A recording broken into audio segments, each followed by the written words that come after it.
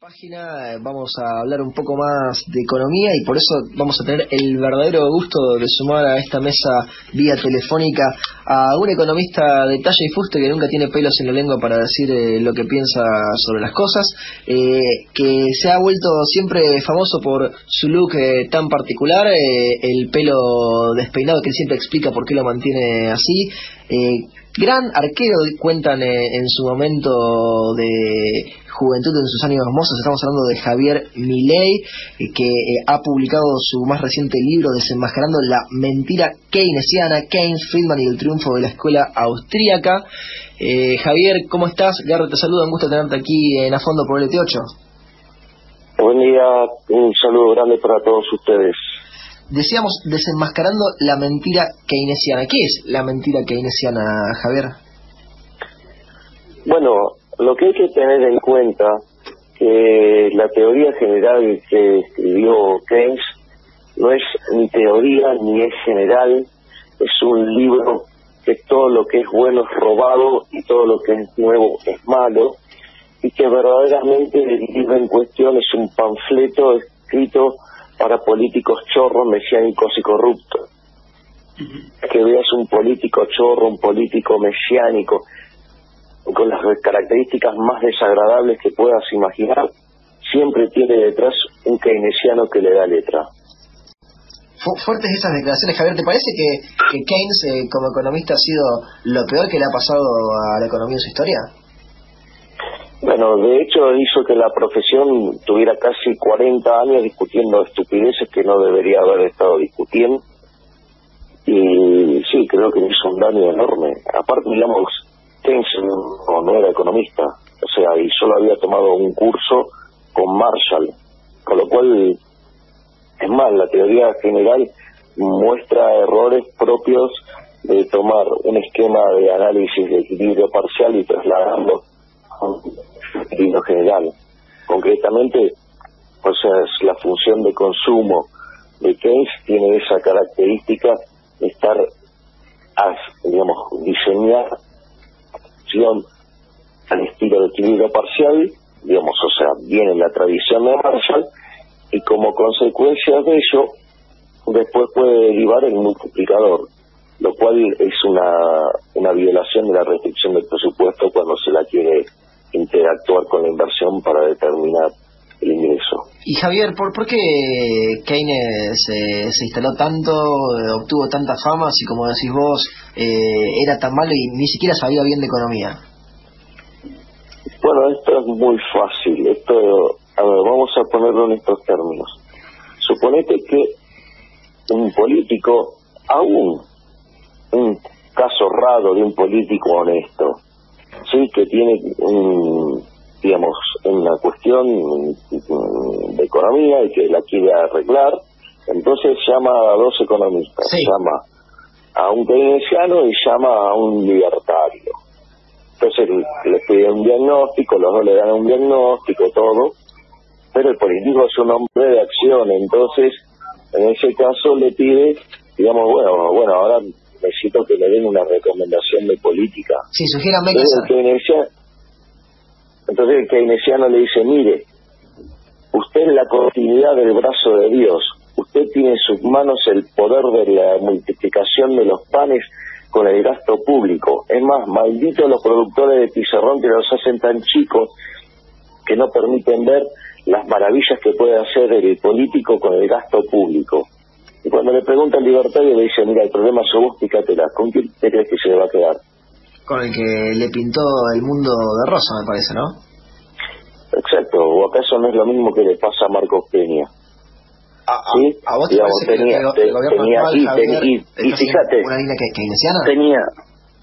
¿Cómo? ¿A vos te parece que el gobierno actual está siguiendo una línea keynesiana? Entonces te pregunto, porque ahí mencionaste... Sí, claro, es un gobierno de corte socialista, digamos, esa es la línea que imprime Marcos Peña, ¿sí? Y de hecho cuando, digamos, tuvo que elegir el primer ministro de Economía, si se quiere, digo, primero dinamitó el Ministerio de Economía para que nadie le haga sombra, pero digamos, al margen de eso, cuando tuvo que elegir el ministro que aproximaba a ser ministro de Economía, o sea, Hacienda y Finanzas era originalmente, él podría haber elegido a Melconian, que tenía un programa económico armado, digamos, una persona de prestigio ganado en los hechos, ¿sí? ¿Y con quién se quedó? Con el chante de Prat Guy, que ni siquiera tenía un programa, ¿sí? O sea, un keynesiano que decía que había que aumentar el gasto público porque eso iba a hacer crecer tanto la economía que el déficit fiscal iba a caer. La misma estupidez que decía Kicillof. Javier, ¿a vos te parece que era un chanta para Guy? Te pregunto, porque lo describís de una palabra que es bien fuerte. Porque Prat Guy dice cosas tan aberrantes como las que decía Kicillof. Lo que pasa es que tiene mejores formas, tiene más pintas, más grandote, pero dice cosas verdaderamente deplorables. O sea, y claramente cuando vos lo escuchás hablar, es un keynesiano modelo Forté, pero por ejemplo de esa gansada, que también ahora la repite Duhovne, y que es el eje central de lo que dice Parco Peña, ¿no? O sea, que básicamente, digamos, los ajustes son recesivos, lo cual es falso. O sea, los programas de shock en realidad del 52 en adelante, sacando el del 59, fueron todos expansivos y todos los programas gradualistas terminaron mal, pero siguen repitiendo esto, que vos podés aumentar el gasto público, ¿sí? Y sube tanto el producto que el déficit fiscal cae. Y eso es una estupidez. O sea, ni siquiera los keynesianos, digamos, se lo creen, porque se llama, eso en la literatura se conoce como el multiplicador del presupuesto equilibrado, y dice que eso nunca pasa. Javier, ¿qué tal? Adriano Mondresi te saluda. Esta semana se conocieron varios datos positivos sobre el sendero de la economía, sobre todo en el cierre del 2017 y el primer bimestre del 2018. ¿Qué opinión al respecto qué opinión te merece esta situación de un contexto donde se ven algunas señales de crecimiento? Primero, no hay crecimiento. O sea, lo que tenés es un rebote. A ver, es cierto que la economía el año pasado se expandió 2.9, sí, pero también, digamos, el anterior había caído y estamos más o menos en el mismo nivel de PBI que teníamos en el 2015, que es el mismo del 2011. Es decir, en términos per cápita estamos 7% abajo. De hecho, el propio gobierno de Macri, digamos, con la expansión, digamos, si vos tuvieras algo así como una expansión de 1 punto entre estos 2 años, en términos per cápita estamos 1 abajo. Con lo cual, digamos, o sea, digamos, no es cierto que haya habido crecimiento, por lo menos por ahora es un mero rebote. Primer punto. Segundo punto, lo que hay que tener en cuenta es que los indicadores se están desacelerando. ¿Sí? Y si este año va a haber algo de expansión del PBI, tiene por lo menos 1 punto y pico de arrastre estadístico. Con lo cual, yo sería bastante mesurado sobre la etiqueta que le ponemos a esto. Sí, porque los mejores datos que mostró la economía el año pasado fue el segundo y el tercer trimestre. ¿Por qué? Porque se comparó contra datos indirectos. De hecho, es más, lo vamos a poner en otros términos. Si economía, ¿por qué la jefatura de gabinete ataca la independencia del Banco Central señalando que su política de tasas está congelando la economía? ¿No es algo contradictorio entre, digamos, la lectura que hacen de los indicadores y el avance sobre el Banco Central? Que también es una muestra de ignorancia, pero, digamos, acercando ese tema. Vamos, por ejemplo, el tema del empleo. Sí, es cierto, la tasa de desempleo bajó. Si comparás contra la del mismo trimestre del año anterior, sí, bajó. Ahora, la realidad es que cuando vos, por ejemplo, tomás la cantidad de puestos en el sector privado, es la misma cantidad que había en agosto del 2015. Es decir, hubo una fuerte caída desde ese momento y después rebotó a mitad del año 2016 y recién ahora se recuperó el mismo nivel de empleo. Pero te cuento, en el medio también aumenta la población y además hay un fuerte aumento del monotributo, con lo cual, de vuelta, me parece que la situación es cierto que está recuperando, pero no es cierto que haya una mejora sustancial. O sea, el tema es que estás comparando contra algo que era muy malo gestado en el propio gobierno. Javier, ¿y cuáles son tus perspectivas? Y cuando miro, dame un segundo, sí. Y cuando miro la tasa de inflación, cuando yo tomo la inflación de los últimos 12 meses es 25%, la del bimestre anualizado es 28%, la del mes anualizado es 32%. O sea, y eso, digamos, esa aceleración vale tanto para el IPC limpio como para, digamos, el IPC bienes, como para la núcleo, ¿sí? Y bueno...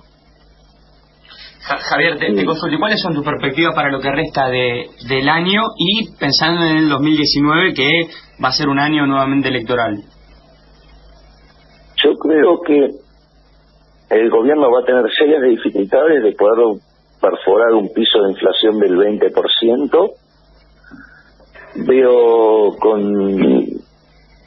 con dificultad que la economía pueda llegar a expandirse al 3%, o sea... Creo que va a estar, digamos, ponele no más de 2,5, digo, pero bueno, digamos. O sea, ¿tendrá crecimiento también para el 2018?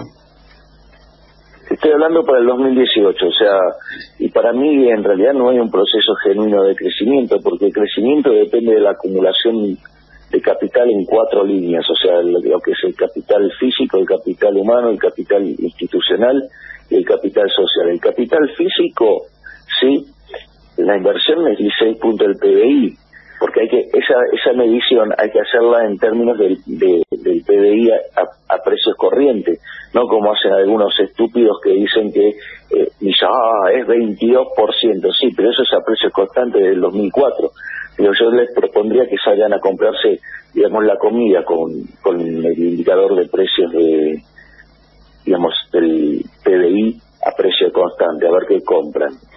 Después, por ejemplo, capital humano, digamos, el capital humano en Argentina es un desastre, no paramos de caer en las pruebas PISA, o sea, estamos séptimo en América Latina, y la verdad es que, y uno, digamos, lo que ve es que en dinámica podemos ser un país, en estática, digamos, somos un país de ingresos medios, en dinámica somos un país pobre, porque si el 70 puntos porcentuales del crecimiento lo explica el capital humano, nosotros tenemos chicos de 0 a 14 años en casi un 50% debajo de la línea de pobreza, con lo cual, digamos, el futuro de Argentina está tremendamente comprometido.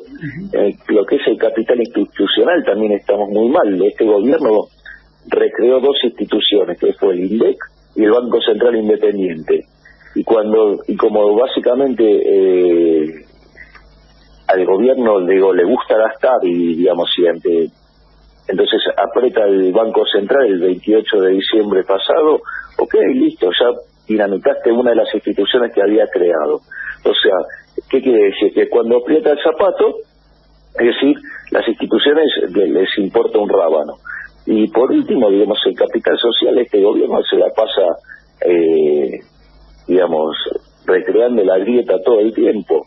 Es decir, es más, como se le gastó un poco, digamos, la persecución y la pelea con los kirchneristas, digo, salió a estigmatizar y a perseguir liberales. Javier, no nos queda mucho más tiempo de programa, pero queremos aprovechar para hacerte una última pregunta cortita y al pie, ya que hemos estado hablando de tu libro más reciente, que es Desenmascarando la mentira keynesiana, y te preguntamos, si Keynes fuera argentino, ¿sí? ¿Ministro de Economía de qué gobierno sería o hubiese sido? Hubiera sido, digamos, o sea, el ministro ideal del primer peronismo y, digamos, del kirchnerismo, o sea, eso es Keynes. O sea, es el despilfarro del sector público y, digamos, financiado con emisión monetaria. Un verdadero piromaníaco. Es como llamar para apagar un incendio a Nerón. Bueno, muy claro, Javier, te vamos a tener este lunes en Fundación Libertad, vamos a estar pasando los datos. Tampoco podemos promocionarlo mucho más porque ya tenemos una sala completa, arriba de 300 personas que ya han confirmado y gente que se sigue anotando, la pasamos esos datos, pero este lunes te tenemos aquí en Rosario presentando tu libro, Javier, te mandamos un fuerte abrazo. Bueno, podemos hacer como en otros lugares que la gente está bastante llega. Sí, es una posibilidad eso también. Estamos al aula y nos vemos la semana que viene. Será un gusto y muchas gracias por el llamado. Que tengan un buen fin de semana. Hablábamos con Javier Milei, economista de él. Yashi nos va a contar un poco de este evento que organiza el Grupo Joven de Fundación Libertad. ¿Cómo es esto, Exactamente. Yashi? Bueno, te cuento un poco, Garrett. El Grupo Joven somos chicos entre 18 y 30 años aproximadamente. Distintas carreras, estudiamos cada uno, economía, derecho. Tenemos una compañera que también estudia arquitectura, así que es muy variado. Y bueno, el fin último de nuestras actividades es difundir las ideas del liberalismo. Y es para eso que realizamos distintos eventos, charlas, cenas de debate, intentamos traer a veces algún que otro profesional para conversar algún tema de coyuntura o, por qué no, también de investigación y con alguna lectura previa. Y va a estar Javier Milei presentando su libro más reciente, Desenmascarando la mentira keynesiana, este lunes 26 de marzo. ¿Cómo es eso? Exactamente, lo vamos a tener el lunes en Fundación Libertad, Mitre 170. ¿A qué hora? A las 6:30 de la tarde. Bien. Va a estar presentando el libro y supongo que el evento va a durar aproximadamente 1 hora y luego va a haber un espacio a preguntas y también, bueno, Javier va a estar firmando los libros y sacando las famosas selfies. ¿Inscripción sin cargo? Inscripción sin cargo, cupos limitados. ¿Qué tienen que hacer los que se quieren inscribir? Si bien ya quedan muy pocos espacios o casi no quedan prácticamente. Exactamente, nos pueden encontrar en nuestras redes, en Instagram, JóvenesFL, Twitter, JóvenesFL con mayúscula FL. O si no, también Facebook, Grupo Joven Fundación Libertad, en donde van a encontrar el link a Eventbrite y nos pueden seguir también para próximos eventos y desde ahí mismo se pueden inscribir. Genial, lo hacen todo online, 9:56 de la mañana. Pondremos una cortinita muy cortita que